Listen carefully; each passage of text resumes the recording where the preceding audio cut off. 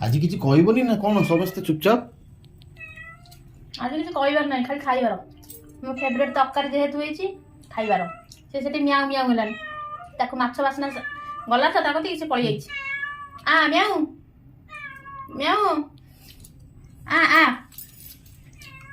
ପଳେଇଲା ନା ଅଛି ବା। ହଉଥାଉ ସେ ମିଆଉ ମିଆଉ ହଉଥାଉ। ଡାକି ଡାକି ଆସିବନି, ଖାଇସାରିଲା ପରେ ମିଆଉ ମିଆଉ ହଉଥାଉ। ନେ ଇଏ ବି ଆମର ଗୋଟେ ଯେମିତି ସଦସ୍ୟ ଭଳିଆ ଖାଉଛି।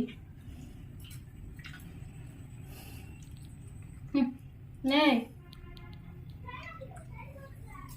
ଭାତ ନବୁ ଖା। ତାକୁ ଟିକେ ଝୋଳ ଗୋଳେଇକି ଦିଅ, ସେ ଖାଇବ। ଝୋଳ ପା ଗୋଳେଇଛି। ହଁ ସେ ଖାଇବ। ଖାଲି ମାଛ ଖାଇ ଦଉଛି, ଆଗେ ଭାତ ଥୋଇ ଦଉଛି।